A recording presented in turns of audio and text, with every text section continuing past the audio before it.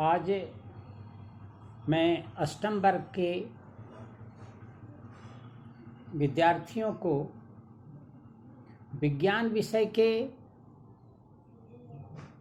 Lesson 6 से, जिसके पाठ का विषय है घर्षण के कारण, तो मैं आज आपको सबसे पहले बता दूं कि घर्षण क्या है। घर्षण की परिभाषा आप समझ लें। दो सतहों के बीच, ये दो सतह है, दो सतहों के बीच कार्य करने वाले संपर्क बल को, आपने पहले पढ़ चुका है संपर्क बल और असंपर्क बल। दो सतहों के बीच कार्य करने वाले संपर्क बल जो एक दूसरे की गति के विरुद्ध कार्य करता है, घर्षण बल कहलाता है। इसे ही घर्षण के नाम से भी जाना जाता है। फिर से ध्यान देंगे परिभाषा पर। दो सतहों के बीच कार्य करने वाला संपर्क बल जो एक दूसरे के विपरीत कार्य करता है, विरुद्ध कार्य करता है, घर्षण या घर्षण बल कहलाता है। वाहनों के टायर और सड़क के बीच घर्षण का कार्य होता है। अगर घर्षण बल न हो तो टायर जमीन से फिसल जाएगा, रोड से फिसल जाएगा। हम कागज पर पेन से तभी लिख पाते हैं जब पेपर और पेन के बीच घर्षण बल कार्य करता है। अब हम लोग समझेंगे घर्षण बल कितने प्रकार के होते हैं। मुख्य रूप से घर्षण बल 3 प्रकार के होते हैं। प्रत्येक घर्षण बल को मैं स्पष्ट करके समझाता हूं, ध्यानपूर्वक सुनेंगे। पहला है स्थैतिक घर्षण। दो संपर्क सतहों के बीच किसी पिंड पर सतह द्वारा आरोपित वह विरोधी सूक्ष्म बल जो उस स्थिर पिंड को गतिशील होने से रोकता है, स्थैतिक घर्षण कहलाता है। बक्सा रखा हुआ है बड़ा सा, उसको हम ठेलना चाह रहे हैं, उसमें गति उत्पन्न करना चाह रहे हैं, लेकिन बक्से के द्वारा भी एक बल लग रहा है, विरोधी बल लग रहा है। उसी सूक्ष्म बल के कारण बक्सा अपने स्थान से हिलता नहीं है।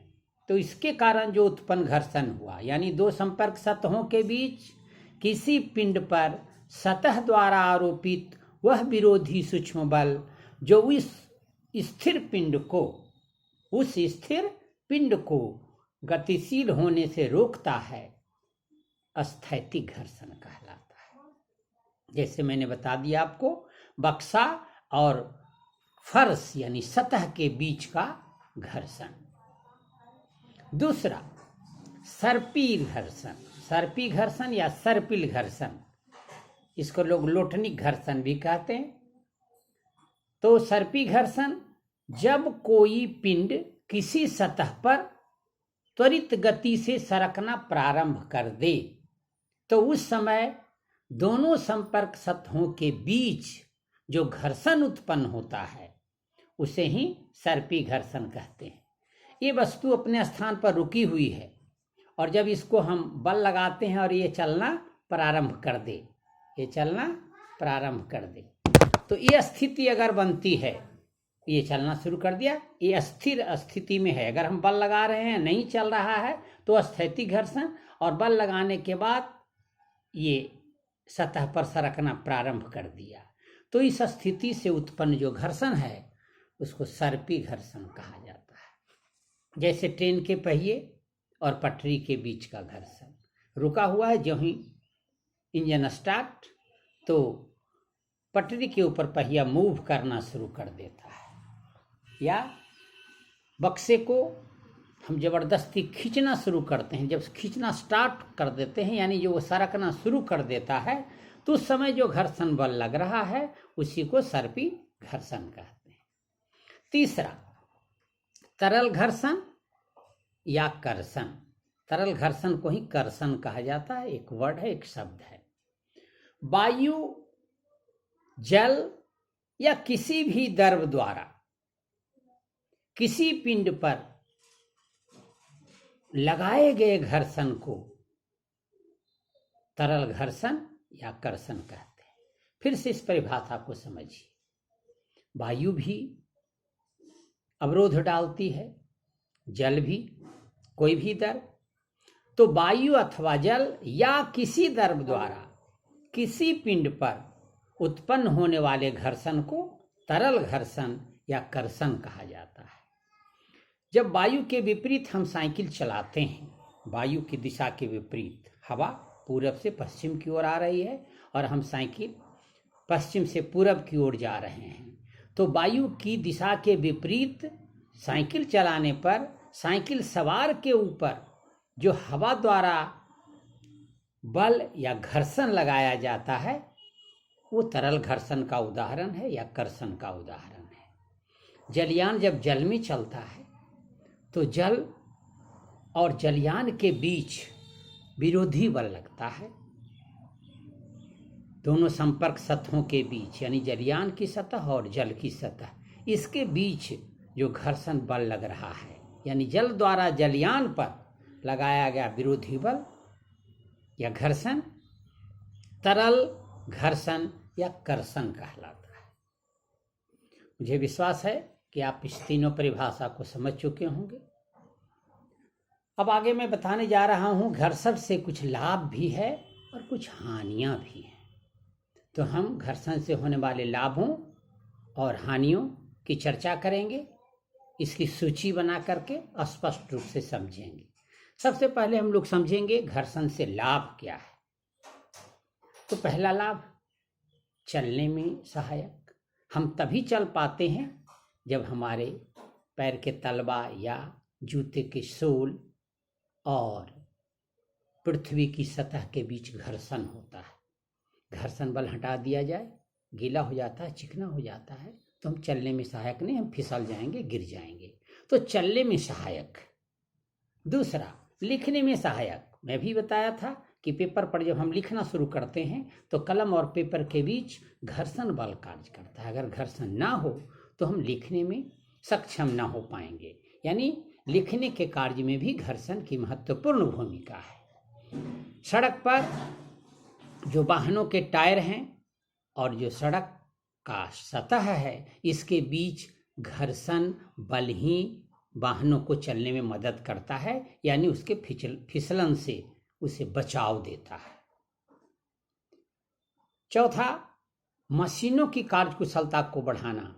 अगर मशीन के पार्ट पुर्जे के बीच घर्षण ना हो तो मशीन का कार्य करना संभव नहीं है। अब साधारण उदाहरण देखिए, आपने देखा होगा आटा चक्की में,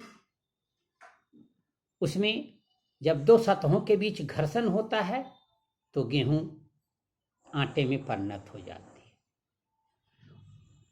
मशीन का जो पहिया बना हुआ है उसके ऊपर जो फीता लगा हुआ है, अगर उस दोनों के बीच घर्षण न होगा तो फीता एक बार भी मूव नहीं करेगा। तो उसके बीच जो घर्षण लग रहा है, यानी पहिए और फीते के बीच का घर्षण, वो मशीन को चलाता है, जिससे चक्की चलने लगती है। चक्की के दोनों सतहों के बीच लगा हुआ घर्षण बल ही गेहूं को आटे में परिणत करती है। यानी मशीनों की कार्यकुशलता को बढ़ाने में घर्षण की महत्वपूर्ण भूमिका है।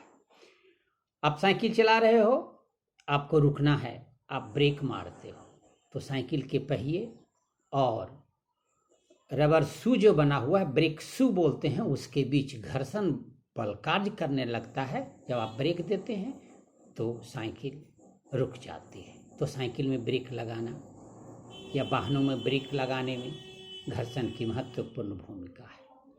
इसके साथ ही साथ घर्षण से कुछ हानियां भी हैं, जिसे मैं आपको समझाने जा रहा हूं। पहली हानि है मशीन के पार्ट पुर्जों का घिस जाना। बराबर घर्षण होते रहने से, अब बॉल बेरिंग का प्रयोग करते हैं घर्षण कम करने के लिए, फिर भी उसकी जो गोलियां हैं धीरे धीरे घिस जाती है। आपके साइकिल में भी है, वो घिस जाती है, इसे बदलना पड़ जाता है। वो घर्षण के कारण खराब हुआ। गाड़ी के टायर का घिसना, नए नए टायर 2-4-6 महीने चलते हैं, पूरा घिस जाने के कारण वो टायर समाप्त हो जाता है। जूते चप्पल का घिसना, जूते के सोल, चप्पल के सोल चलने से घिस जाते हैं घर्षण के कारण।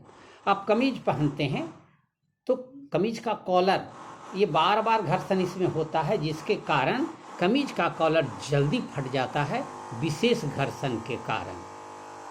और घर्षण अगर कम हो जाए तो हम चल नहीं सकते, हम फिसल कर गिर भी सकते हैं। तो ये सब हानियां हैं, घर्षण से होने वाली हानि।